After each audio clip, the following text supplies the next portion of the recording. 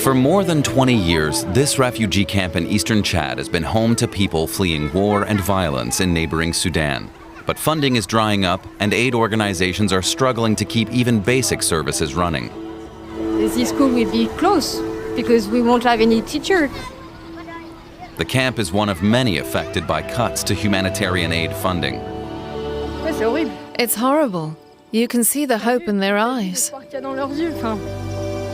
The suffering is getting worse. We are going toward maybe a catastrophic situation. Donor countries are scaling back. Too many crises, not enough money, and on top of that came Trump. And it's not just the US. Germany too is slashing funding. We're going to have to prioritize. The main focus will have to be on where the suffering is greatest.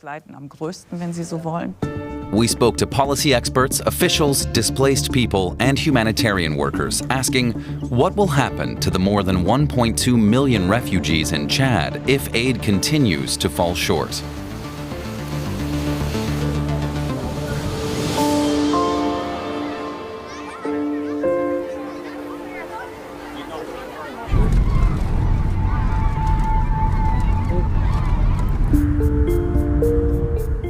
Summer 2025. We've come to Chad, one of the poorest countries in the world and home to some of the world's most vulnerable people. After arriving in the capital N'Djamena, we travel around 800 kilometers east to a border region that contains more than 20 refugee camps. Since 2023, neighboring Sudan has been in civil war. The violence has forced more than 850,000 people to flee across the border into Chad.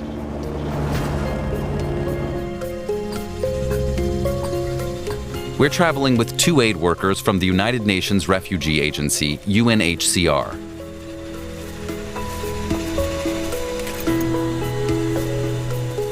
Sani Akilou and his colleague Charlotte Lepaniek are on their way to an area that no aid organization has reached for weeks.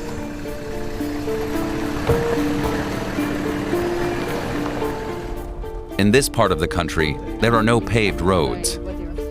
Access can be difficult, especially now, during the rainy season, when the sandy tracks are often impassable.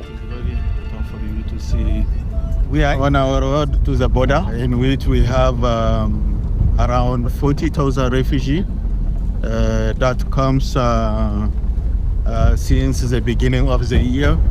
Well, I think it's going to be hard. I just hope at least they have enough water for people, because last time I spoke with some colleagues, they were telling me the situation was really bad. The border region is classified as dangerous, so the aid workers are accompanied by armed guards. There is some incident from time to time. That's why it is very important to have these escorts. It takes 2.5 hours to cover the 60-kilometer distance to the camp in Karabo. Sani Akilou is an engineer and what's known as a wash officer. On arrival, he introduces himself to the camp elders.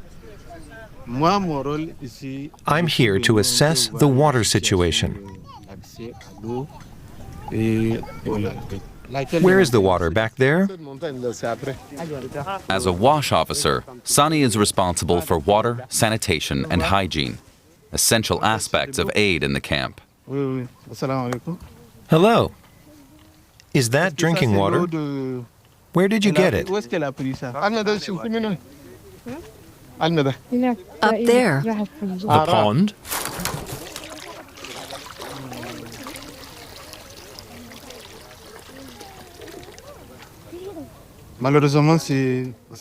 Unfortunately, these are the conditions we find in the camps along the border. And people have no choice but to use this water, even though it's unhealthy. Thank you. At the beginning of the year, there was some actors that are here doing water tracking, constructing latrine for people that are coming. But unfortunately, most of these actors have stopped their activity in this area due to the cutting of the resources. Many are left without basic support. There is no any latrine here. So it means that these refugees are defecating in open air. Sani wants to get an overview of the situation. He knows that without clean water, life-threatening infectious disease can spread rapidly. The camp's main water source is a shallow pit, highly vulnerable to contamination. Today we are in an outbreak of cholera. We are going toward maybe a catastrophic situation. Cholera bacteria are transmitted via contaminated water. There are signs in the camp that read, "Cholera kills." But despite the warnings, aid organizations don't have the resources to improve hygiene conditions. The UNHCR paints an alarming picture of the situation. My name is Dominique Isabel Hyde. I'm the Director of External Relations at UNHCR. In 2015, we had the exact same amount of funding that we have this year, but there were half the number of refugees and IDPs. We're talking of over 117 million people around the world that are displaced. But what we're seeing right now with the cuts is obviously regions across Africa are massively impacted and the Middle East. So how much emergency aid money is there to go around? A decade ago, global humanitarian funding was rising.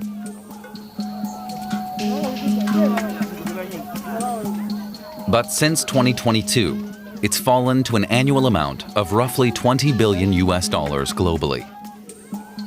We simply don't have the resources to continue doing the work that we've done previously.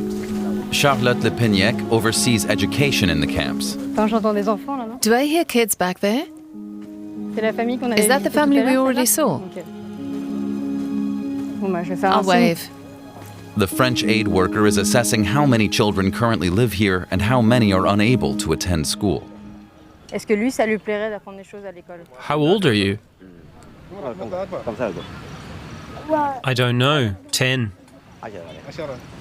Does he want to go to school? Do you go to school? Not right now. But in the future? My mum hasn't said. Tell him that if they end up in another camp one day, his mother should send him to school. It's really important. The program aids to provide education, but there's no school here. Thanks. UNICEF figures show that more than 160,000 refugee children from Sudan are enrolled in school in Chad. But for many others, the dream of a future profession remains out of reach.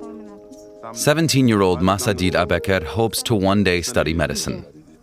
If she really wants to become a doctor, she'll need a baccalaureate. A baccalaureate? I don't know that word. What with the war in Sudan, there were no thoughts of school or university. Okay. Because of the war, Massadid's dream of an education and a better future feels increasingly out of reach. She fled here at the beginning of 2025. With her friends in the camp, she's able to talk about her traumatic experiences. They drove us out. Some people were at the market, others were on their farms. I remember how our relatives were killed. I remember everything. My brothers and sisters are still alive, but my father was killed in the war.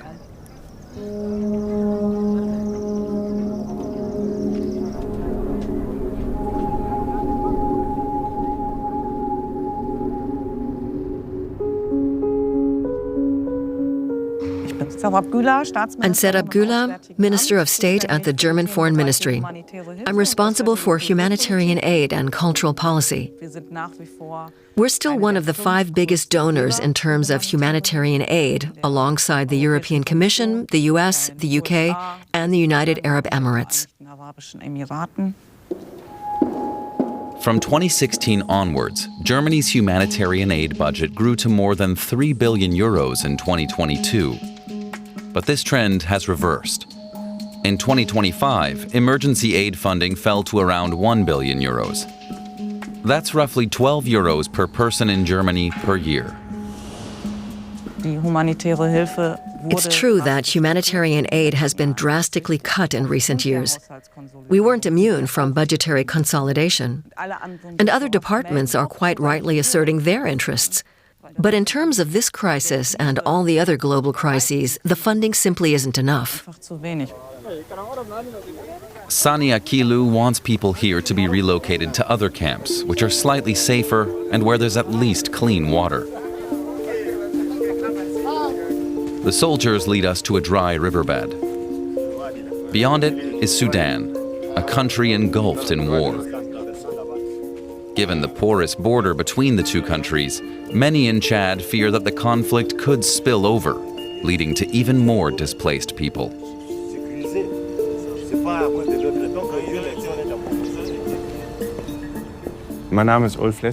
I'm Ulf Lessing. I head the Sahel program at the Konrad Adenauer Foundation, and I'm responsible for Chad. There's a ticking time bomb in eastern Chad. It's a conflict that's been forgotten in Europe. No one quite grasps what the drastic funding cuts mean. Chad's borders are open to refugees, but the country is far beyond its capacity. Chad can't even provide for its own citizens, and then you have over 1 million refugees arriving.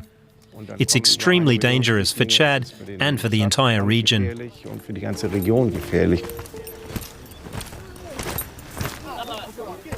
This close to the border with Sudan, there are tight security restrictions for United Nations employees. No one is allowed outside after sunset. There are frequent alerts warning of attacks and violence. The aid workers sleep in secure compounds surrounded by barbed wire. They have access to drinking water, food, and even Wi-Fi. Meanwhile, outside, more and more displaced people continue to arrive, putting pressure on already scarce resources. Tensions are growing within communities, and crime is on the rise. The UN workers know that having a safe place to sleep is not something to take for granted. I have a bed, a chair, a fridge, and that's it. For the night would be perfect, at least.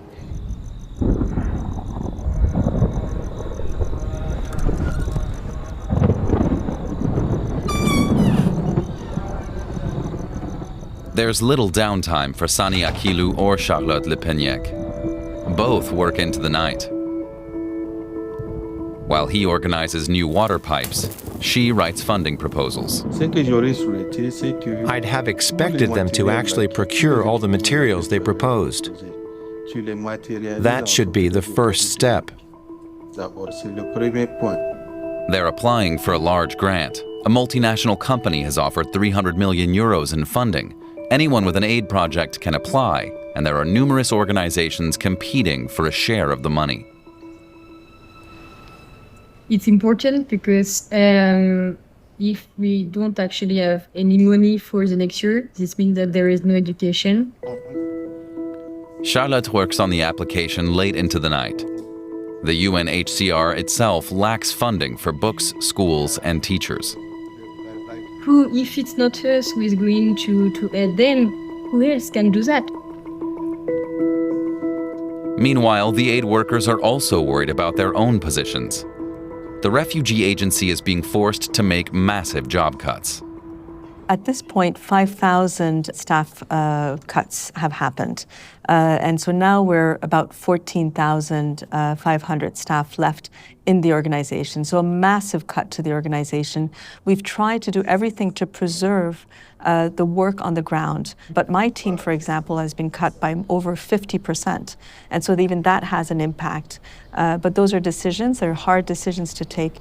No, écoute-moi. I don't know if I can continue in the UNHCR, to be honest. I am now a volunteer. But in the future, I would like to be part of the international staff. But maybe this is not possible. Even as she tries to secure large donations on behalf of the organization, her own future there is unclear.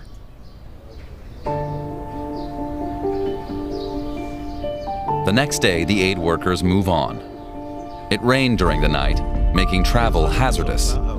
During the rainy season, dry riverbeds suddenly fill up.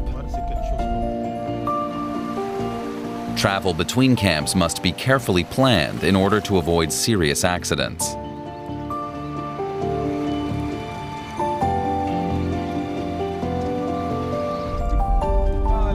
The next refugee camp they visit is as big as a medium-sized city. An estimated 90,000 people live here. And yet, despite the large population, there's very limited infrastructure.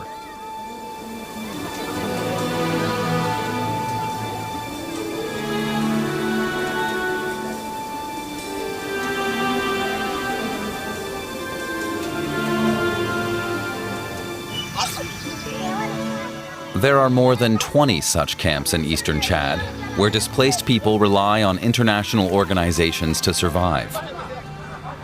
At the time of filming, in summer 2025, there were still regular deliveries of food here. And there was clean water thanks to WASH officer Sani Akilou. But resources are becoming increasingly stretched, with new refugees arriving every day.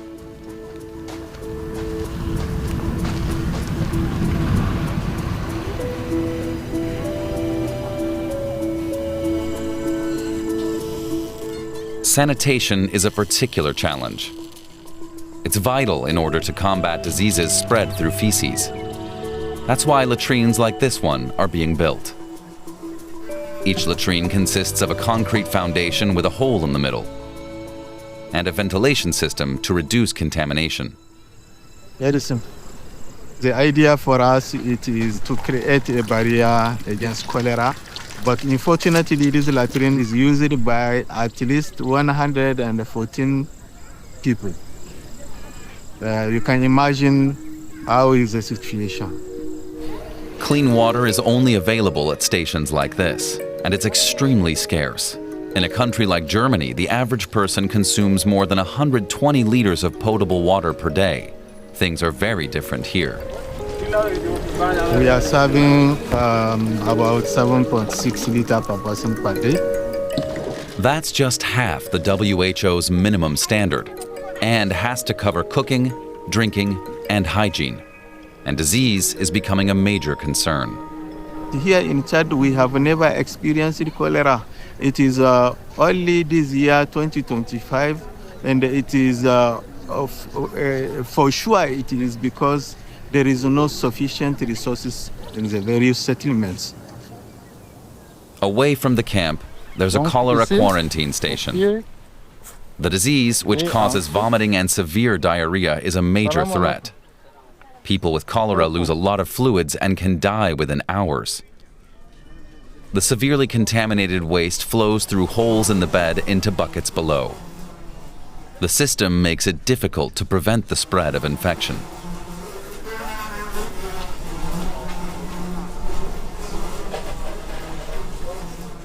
Hello, how are you? I feel a bit better, but not fully recovered. I still have pain here and here. Has the diarrhea subsided? It could come back at any moment, especially when my stomach is rumbling. How many times since this morning? 9 times. 9. According to local health officials, there have already been 372 confirmed cases of cholera and 19 deaths. In camps like this one, the situation can quickly escalate into an epidemic. The situation is exploding everywhere because of the cholera outbreak. Soon, demand for medication will be much higher. And if the medication doesn't arrive, there will be mass deaths.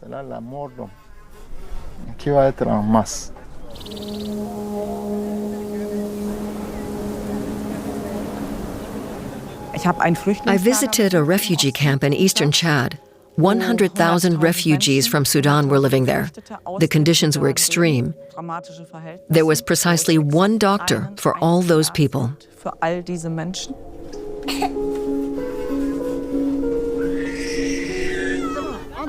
Food shortages are compounding the crisis.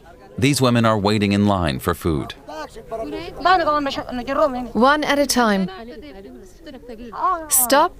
Just wait, your turn's coming.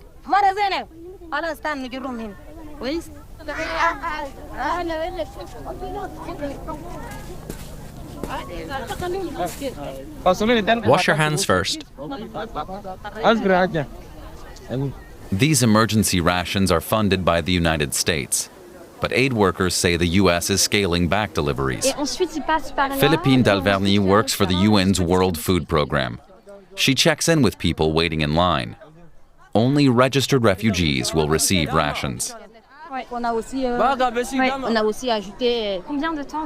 How long have you been waiting for food today? Since the early morning. We came here as soon as we woke up.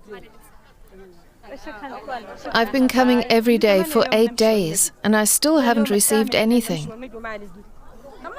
We're hungry. We haven't gotten anything for 2 months. Some supplies from USAID are still being distributed. But since President Trump announced major cuts to U.S. foreign aid, supplies are running low. Philippine Dalverny is based in the capital, but right now she's inspecting the situation in the camps. That's enough for 25 people for a month. So this is salt, the new soap, and the oil. And sorghum and legumes at the bottom.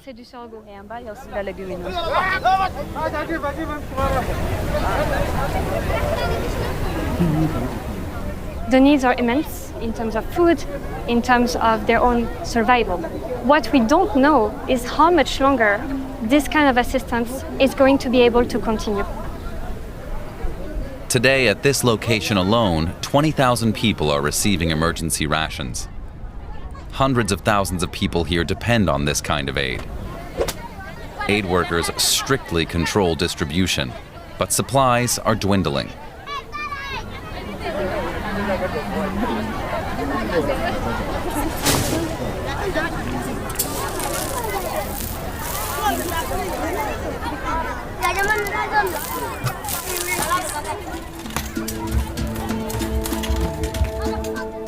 I'm Tobias Heidland. I'm a professor of economics, and I run the Center for International Development at the Kiel Institute for the World Economy. We provide humanitarian aid to Chad. It's a country with the potential to become an even greater hotbed of conflict. So it's in our interest to stabilize the economy to a certain extent, to provide emergency food aid and access to basic services like education and healthcare. Charlotte Lepeniec is visiting a school. The UN considers education a fundamental human right, but for many children here in eastern Chad, it's far from guaranteed. First class. Okay, this is the first class. Yeah. Like how old are they? From 5 okay. to 10 okay. Yes.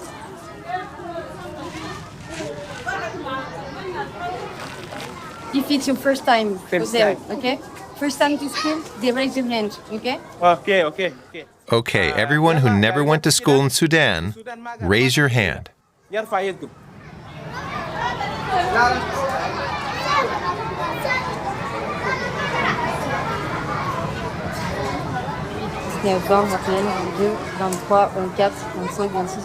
Okay.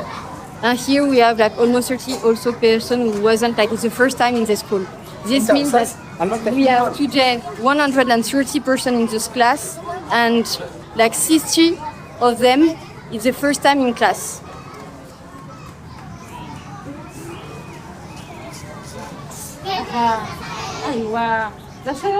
He is bigger than him, and he is smaller than him. Bigger, smaller. UNICEF has warned of a 24% drop in global education funding. The impact is already being felt. This school will be closed because we won't have any teacher to employ. We won't have the fund to employ the teacher. And so if we don't have the teachers, there is no school at all.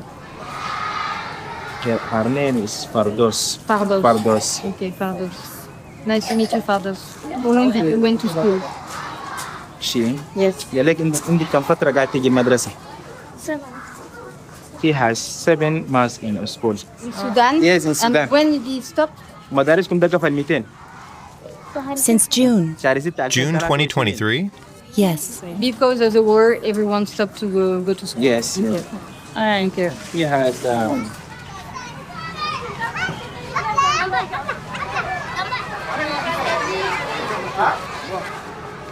In the second grade classroom, students at least have tables and chairs. Outside, a teacher appeals to the UN team to provide more school supplies and higher wages. You as international organization, you have ability to do that. Our needs are not that huge or big, right? Yeah. Whiteboards and stuff like this is not that big. Just here in Iridimi, but then we have Iridimi, we have Zabou. A lot of camps, I know. Like I prefer to be honest, right now, this is not going to happen.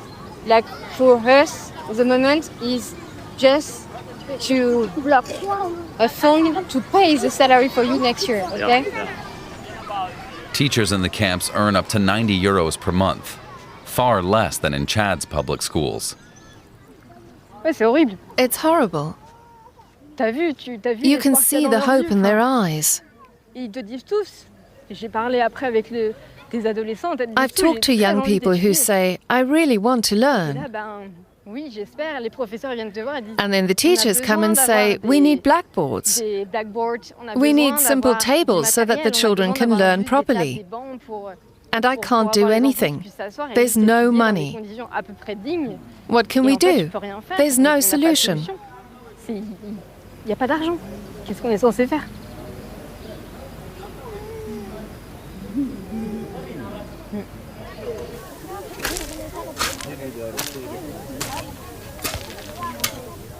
Around 5,000 tents have been set up here. Thousands more are still needed, but there's no funding to expand capacity. Those without a tent have to build their own shelter. This part of the camp is home to new arrivals like Salha Suleiman. She and her family managed to escape the violence in Sudan. Since crossing the border into Chad, they've been living underneath a tree.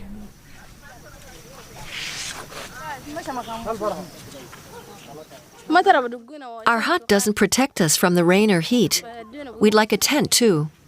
She was seriously injured during the war. We also need medicine. Look at my arm. I can hardly move it. This one is okay, but this one isn't. I was burned in a fire. 10 people died. I was the 11th. My whole arm got burned, and now I can hardly move it. 6 of the dead were children. The other 4 were women.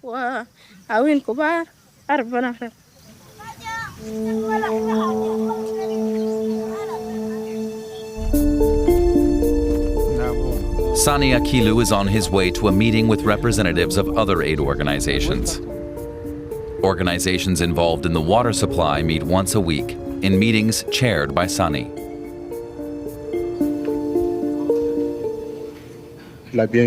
Welcome. We're here to coordinate our activities. They discuss water storage, bores, pumps, latrines, the cholera outbreak, hand-washing facilities, but above all, funding. I'm telling you, many organizations aren't going to have enough money to last until the end of the year. There'll come a point when we'll all be in the same situation, and things will come to a sudden end. We're seeing in the past months, so many NGOs have had to close their doors because of a funding situation. The most hit have been really these local, small NGOs that are really the most efficient and close to the community. It means that more of the burden falls on UNHCR, and that stretches our resources at the most. Because at the end of the day, UNHCR is mandated to be the agency of last resort. Aid workers are doing what they can, but resources are stretched to the limit. We want to help with cholera prevention. Water supplies are heading towards 170 cubic meters a day. We're now at 7.85 litres per person per day in the old part of the camp. In the new part, it's 7.1. They're taking a 2-week hiatus from testing the pumps. The laboratory test results aren't ready yet. We need them urgently. The projects aren't finished. We need to clarify all this before we meet again. The meeting lasts 4 hours, 4 times longer than planned. Thanks very much.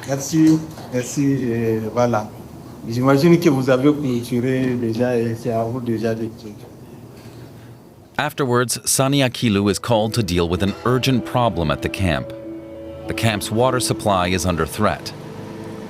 Trucks like this one are used to distribute water stored in large tanks on the hillside, but the water level in the tanks is dropping. Even Sani, an engineer, doesn't know why yet. He goes to investigate.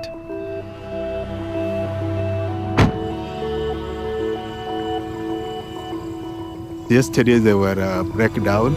I want to see especially what is going on. This is where the pipe is going.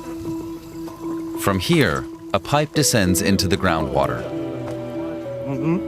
Pumps then transport the water to the surface and into the tanks. Let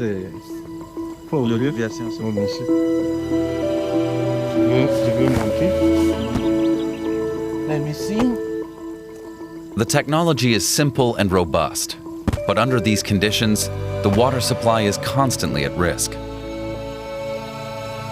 So, actually the borehole is functioning now, but there is still some boreholes that are not functional.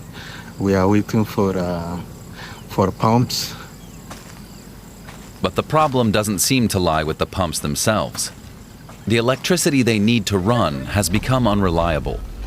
Sani learns that there are problems with the generators. If the generators fail completely, the water supply for around 40,000 people, nearly half the camp, would be at risk. The man who looks after the generators is himself a refugee.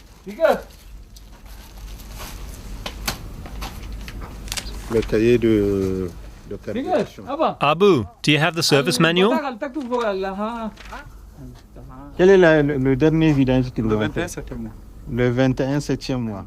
Did he forget to change the oil? Raté? Did the filter get changed along with the oil? What? Did you use the filter or not? I don't know. They should know that. I don't know what the problem is, but the generator is producing a lot of soot. When did that start? Last night. Heavy smoke, right? Yes. Sometimes it's something small. Okay, Abba. Assalamu alaikum.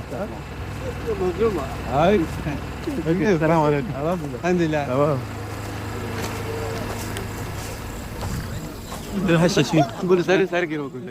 Elsewhere in the camp, refugee teachers are taking part in a week-long training course.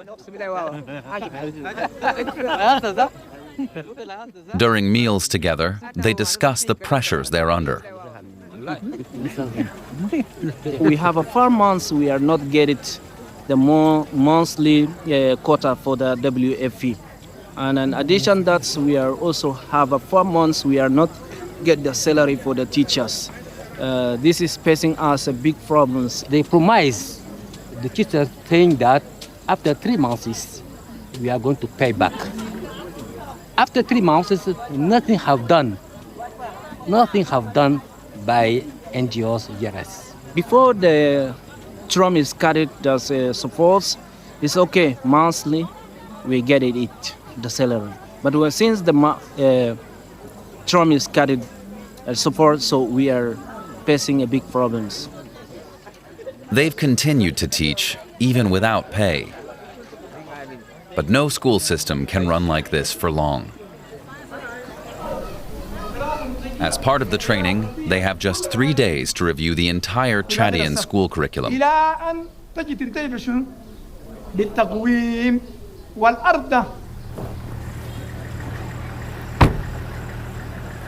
Charlotte Lepeniec has just learned that the teachers have not been paid. It's an untenable situation. She tries to respond to their concerns. Salam alaikum. I know you have been experiencing some issues with your salaries. I want to apologize because this is definitely not an issue that you should have been faced. I know it's a very, very difficult task for you to teach because you have basically the future of hundreds and hundreds of children in your hand, and I would like to thank you. Perfect. Shukran Katir.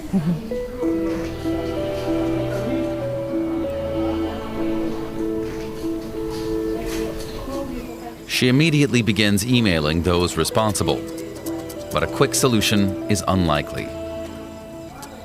And we also need to hire more teachers because actually this year we have been experiencing an increasement of the refugees. Behind this barbed wire fence are tents belonging to the World Food Program. Food destined for hundreds of thousands of people is stored here. Until now, most of it has come from the United States. But with U.S. support shrinking, WFP officer Philippine Dalverny knows supplies may soon run out. Where we actually physically count and update our system. So how long will this last? So currently, the stock that we have in this warehouse is around 4,000 metric tons to 5,000 metric tons. Okay. Our monthly distribution actually goes around 3,500 metric tons. So with the current pipeline here, we will break in the coming few months. So this is 1 to 2 months. Yes. Availability. Availability. To feed the population in the refugee camp. Exactly. Okay. Responsibility for policy decisions also lies with the government in N'Djamena, but officials have yet to present a clear plan for managing the emergency. Although Chad is formally a democracy, power remains tightly controlled. It's also a country where there's a certain amount of geopolitical competition. Russia is positioning itself in some areas. The UAE is also active, and China is playing an increasing role, as it is all over the world. This refinery is Chinese. The old bridge on the left was built by France, the new one on the right by China. And this brand new soccer stadium is a gift from China. It means that for the first time, the national team can play home games in their own country. The Chinese are very strategic. Chad has raw materials, and as Europe turns away, the Chinese are there. They don't care if they make a few losses at first, building a stadium and financing other projects. The main thing is they're there as an important long-term player. In the east of the country, a new refugee camp is being planned. Come here, let me show you. There are water resources right here.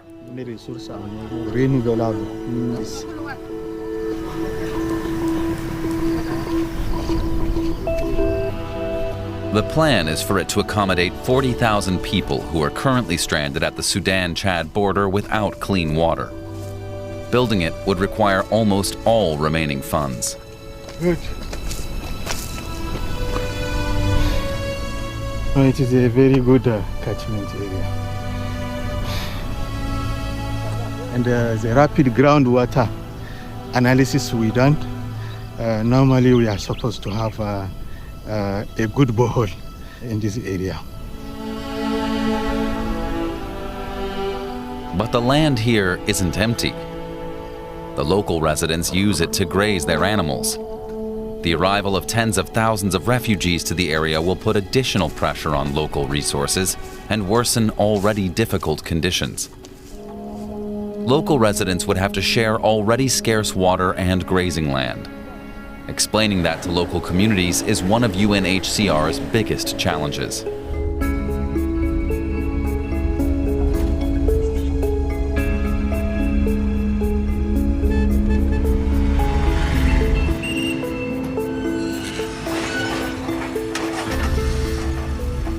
In a nearby office, one UNHCR official is dealing directly with those tensions. Jean-Paul Habamungu Sambura runs UNHCR operations in eastern Chad, the crisis region along the Sudan border. Today, he met with village elders in the area. They discussed whether local land could be used to shelter more refugees.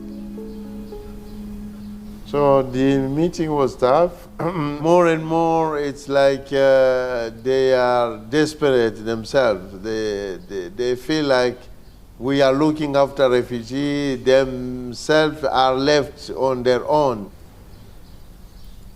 On the office wall is a map showing eastern Chad's refugee camps. If humanitarian aid keeps shrinking, some people might be forced to move again, and some could try to reach North Africa and Europe. That one, for sure.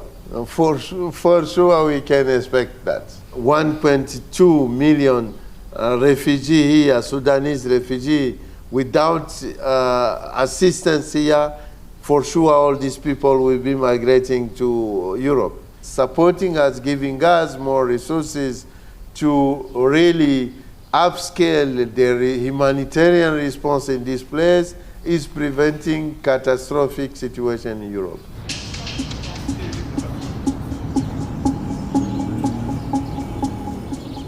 The aid from the US and European countries, which is now being cut, isn't just welfare. It's in our own interest that refugees are cared for in that region. Because if they're not, they'll go elsewhere, and many of them will get on boats and come to Europe.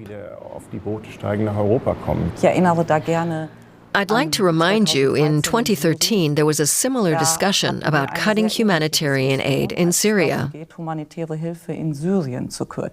That aid was more or less drastically cut in 2013. Syria got no more assistance. Then the situation in Syria was destabilized when Russia began its bombing campaigns, so the country became even more dangerous. And shortly afterwards, we saw a large influx of refugees, first to Greece and then also to Germany. Germany took in 1 million Syrian refugees. Ultimately, that cost taxpayers more than if we had provided money in 2013 to help prevent so many people having to leave their homes. Russian mercenaries have also been active in parts of the Sahel, as footage filmed in 2024 shows.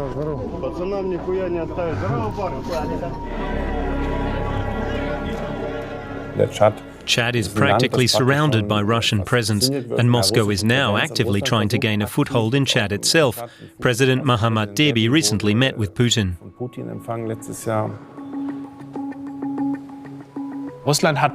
In my view, Russia is keen to destabilize the West in many countries in the Sahel region. For example, by turning countries into failed states in order to trigger large movements of refugees coming to Europe, which in turn can cause major domestic political problems.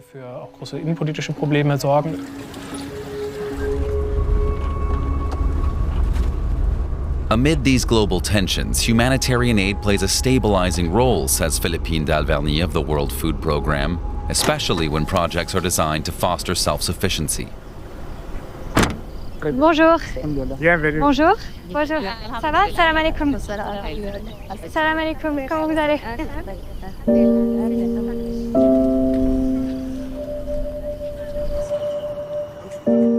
These dams constructed in riverbeds are designed to store water.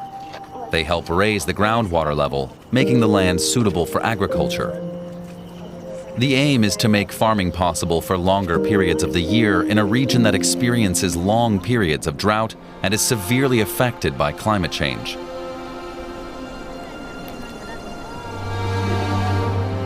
As part of this project, both refugees and locals are given pieces of land nearby. With startup support and training, some are beginning to support themselves through small-scale farming. The project is called Hygiene, an Arabic word that means it's ours.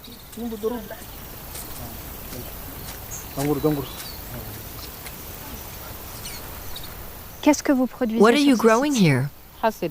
Summer vegetables. Is it enough to cover your family's basic needs? Not yet, but it's really improved our situation. I was able to buy a donkey and a goat to give my children milk for breakfast. So things are improving. There are already dozens of Hagina projects in Chad. The projects are designed to benefit both refugees and local communities. Humanitarian aid cannot be the solution forever. And there has been an appetite from donors in Europe and beyond Europe for this kind of solution, because the solution in the long term is really to make sure people can sustain themselves without depending on an external actor.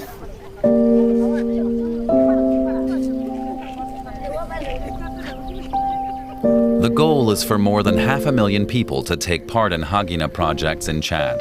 35-year-old Kajija is already seeing some benefits. She's invited us to her home.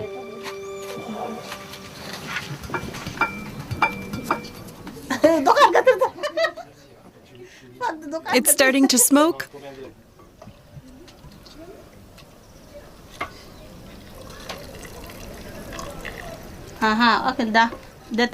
This meal on the stove is for my children's dinner. I have 10 children. Together with my husband, there are 12 of us. I got the ingredients from my own field.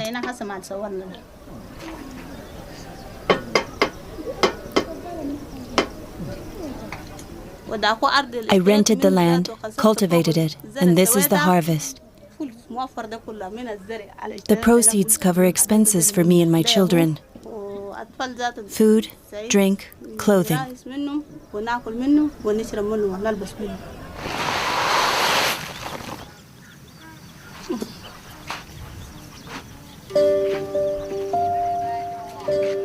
She takes her surplus crops to the market to sell.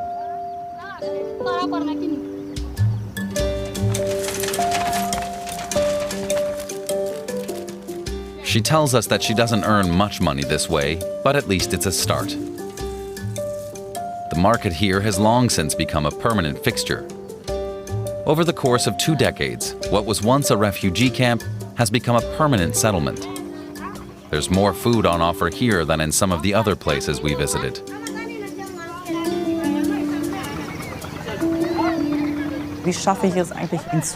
The question is, how can we help people to help themselves in the future so that they don't rely so much on largely unsustainable projects?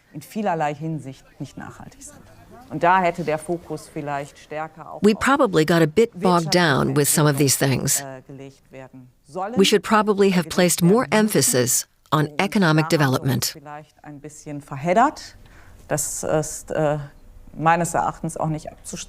I think if there is more and more investment in peace and security, and that we see many more conflicts resolved, you will see more people going home and the humanitarian needs hopefully decreasing. It's for much more investment in conflict prevention and much more investment in finding solutions to some of these wars that are man-made.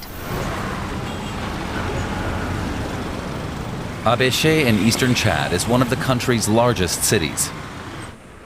It's an important transport hub and university town. Charlotte Lepegnec has come to meet some of the students. Hello, how are you? Welcome. The goal was actually to give you an opportunity after being a refugee just to be integrated in Chad. I count on many of you. This program offers selected refugee students specialized training, preparing them for management roles in humanitarian aid and development. Do you have any queries that I am aware? I knew that was today. The topic today is about team management. You were training about team management, how to manage different teams in organizations. Today, they're taking part in online lessons. The students are paid during the training course. The UNHCR's goal is to improve qualifications over the long term. Together, refugees and local residents can both contribute to the country's development.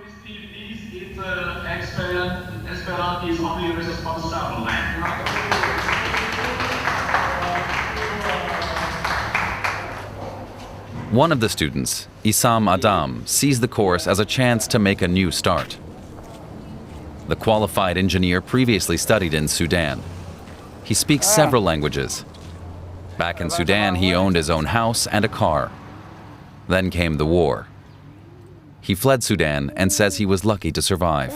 Every day we're facing different bombs, explosive bombs from RSF, and killing children, women, so that it was targeting them. It looked like last day of our life. Yeah, it's very tough.